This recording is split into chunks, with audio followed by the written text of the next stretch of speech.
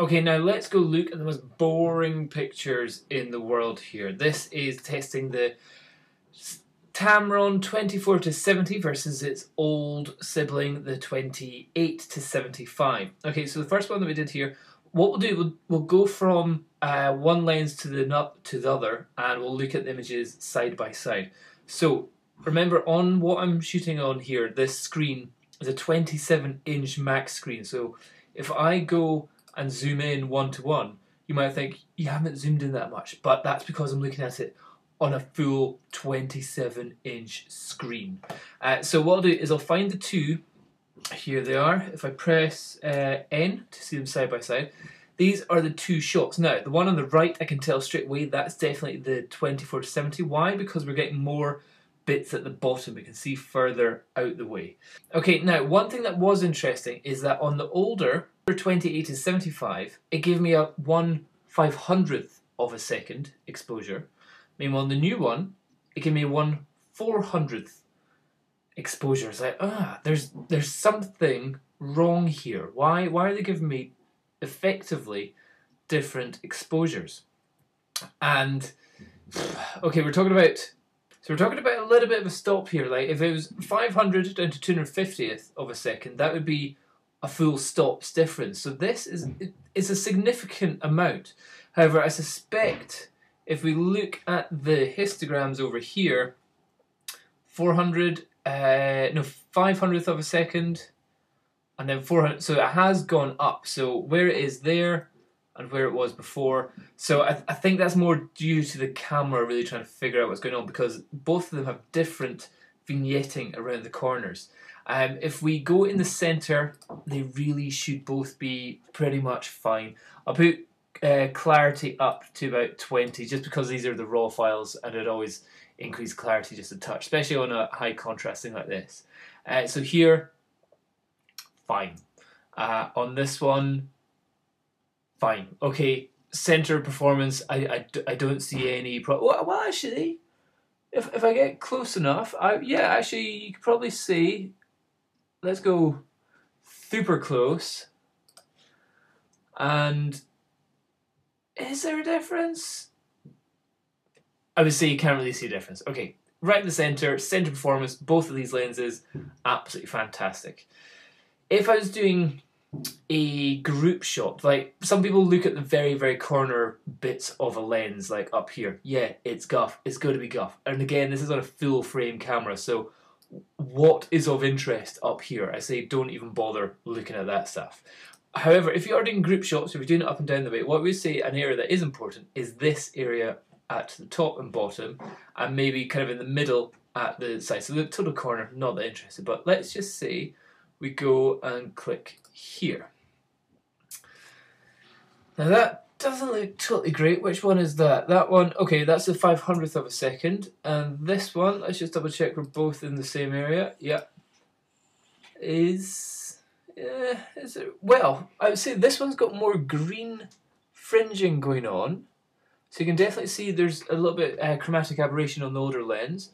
And the newer one, if there was fringing, it'd be blue, it seems like. But otherwise, no, it looks pretty darn good. I can't really see a difference. Let's just get the clarity up as well. Oh, actually, yeah, okay. The newer lens, definitely, center edges is definitely clearer. Definitely. Oh, you could say that. In terms of distortion, now this is just hand. No, this is on a tripod, but this isn't a totally straight line, so it's hard to really give a good example here. But in terms of distortion here, probably not that relevant. So this is it both at f2. Let's see if we look at the splodge here. Again, f2.8, and if we go to the other lens, let's find the splodge. Okay, this one's definitely clearer. Which one is it? 400th of a second. Brilliant. Yeah, without a doubt. So what I would say, both right in the center, these lenses, fantastic. But even just getting out to this splodgy area here, the newer lens, definitely a severe improvement at f2.8. Now, if we're going to stop down just a touch, let's see what happens on the... Which one's this again? This is the older lens. So we go from there to there. Look at the vignetting. The vignetting changes quite a bit. And if we go to f5 point, let's just go to 5.6. So 5.6 compared to 2.8. Look at the kind of colors in the corners, or the brightness in the corners. That's the difference there. Let's see what it's like in the new lens. Pretty strong vignetting going on there. And there, oh, it just seems like a much brighter image. Okay, let's see the performance difference in these two lenses when they're at their f5.6s. So again, first of all, let's look at exposure.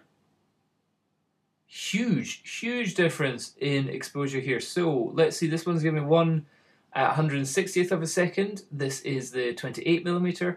The other one's giving me 1/250th of a second. So the camera's chosen a different thing. So I'll bring this down by half a stop, and that should bring them roughly the same. Okay, so here we've got them pretty much as close as I can get it. So it's actually a 0.6 of a stop difference going from one to the other. But as you can see up in the top corner, if I now put this over the peak of the histogram on one to the other, yeah, pretty much the same. Okay, so that's good, that's good. If we go into this, right into the center, I've added the clarity up again. Which one's this? That looks good, whichever it is. And that equally looks good. We're at 2:1, so that's very close in. No problems there. Splodgy bit, let's have a little look. Which one are we at? 1/250. Okay, this is with the newer lens. Very sharp around that. And if we go to the older lens, oh, okay. Surprised about that, actually. In fact, very surprised about that. Okay, with the newer lens, well, I shouldn't be surprised about that. The newer lens definitely sharper, even when you when you get just out of the center area. Right in the center, both fine. Really, you shouldn't ever have a lens which is rubbish in the center point, because the light doesn't have to do anything. It doesn't have to bend anywhere. It just goes straight in. So looking at the center point, it should effectively be perfect in all lenses that you do. But just going away from the center, that's where it gets a bit more interesting. I would say this splodge here is a good example where if we zoom in like that on this one, it looks okay. But when you go to the next one, you can definitely see more of the detail. You can almost see the person's fingerprints in that piece of rock there. They're much blurrier. Okay, so, phew. Okay, the newer lens, definitely sharper, further out from the center. Obviously not perfect around the corners, and there is still vignetting, but really, not a problem. Now, let's go to the maximum zoom area as well. So here we're at the 28 to 75, and the other lens we've got is the 24 to 70. Both at f2.8 and ISO 400, but again, slightly different exposures. One's a 400th of a second, the other one's a 500th of a second. Let's see if I can get their exposures in post to look a little bit the same. Cool. Okay, so that's the difference. I would say a quarter of a stop coming down there. And I'll bring the clarity up just so it's not raw levels of clarity. So what you first can see is the zoom difference. That is the 70mm. That is the 75mm. Okay, it doesn't seem like much. What I'm going to look at more is these little lines here that look kind of like a kind of funny, looks like a cat. See, eye, smiley face, ear, body. Looks like a cat. Go to the other lens, it's gone to there. So it hasn't really, it's not a huge difference, that 5mm, but it does make it a little bit bigger. Okay, so if that's the cat there, wait, I'll do a little line around it. So if that's the cat there, and we'll just, well, I won't draw, well, what I'll do is I'll just show you, that's what I consider, I'll zoom this in. This is what I consider to be the cat, that's his smiley face, and that's his bum, that looks like his tail. So that's the cat which I'm looking at. If I go to the other one, then there he is again. So here, oh, that looks good. Compared to this one, definitely. So I definitely would say that the newer one is definitely sharper at f2.8. No doubt about it there. In terms of vignetting around the corners, if we look up at the edges up here to see the vignetting, again, not really bothered about the sharpness, but that is good, whichever one that one is. And let's see up here. Let's have a look at that one. So there's very, oh well, this one's brighter. Which one's this one again? This one is the older one, actually.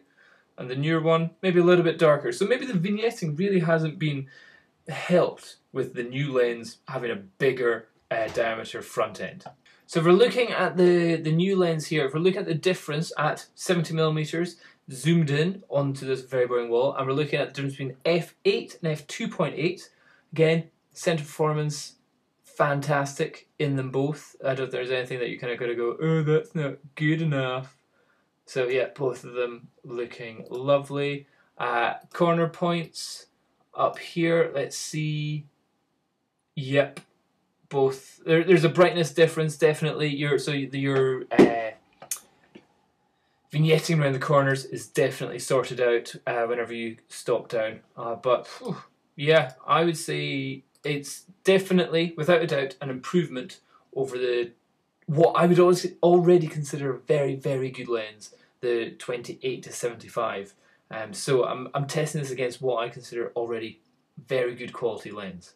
You know, cheap build and rubbish focus and poor weather sealing and all that kind of stuff. But optically, I've always found it to be very, very good. Or at least the one that I've had has always been good.